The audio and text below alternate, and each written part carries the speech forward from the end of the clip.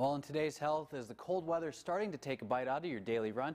Joining us now is Dave Nielsen. He's the track and field coach at Idaho State. He's going to fill us in on the techniques some of the Big Sky's best use to stay in their best shape over the winter months. Well, thank you very much for stopping by this morning. I guess first question, how cold is too cold?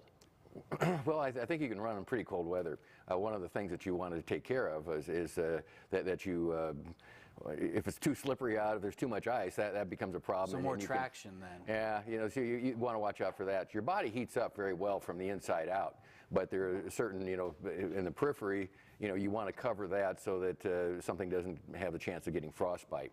Okay. We've had some kids, that be running in zero weather. That's kind of pushing the envelope a little bit. But if they're covered up well enough, then they'll stay pretty warm. It doesn't take much of a covering because, like I say, your body does produce a lot of heat.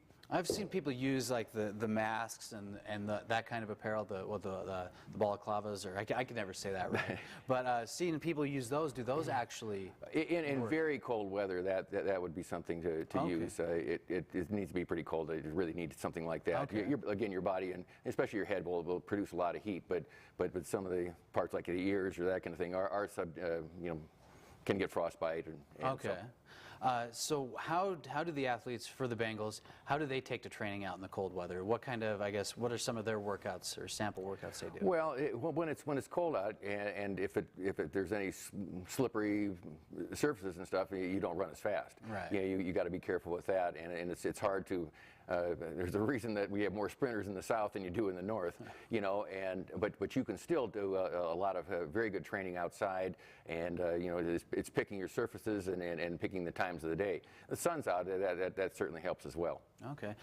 Some people obviously migrate indoors to using treadmills in the fall and winter months. How can you take your outdoor training and convert it into using like a treadmill or something like that? Well, you can certainly do that, and then it becomes a matter of time. The time you spend on there would be consistent with the time you'd spend outside on a long run or on a run or a varied pace run. Okay. So you just vary those things, and then treadmills are pretty smart too. So. Okay.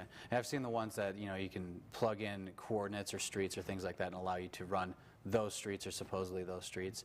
I've heard one thing of adjusting the incline on a treadmill to match what it'd be like to running on ground. Is there any truth to that? Oh, sure. I mean, it takes more work to run on the incline. Okay. That's more of an effort. And so what you're doing essentially is taking a run that you'd have outside, where you'd be going, up over hills or that kind of thing.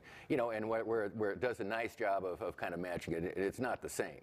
Okay, not quite the same. It doesn't quite close. Yeah, but it's certainly going to keep you fit.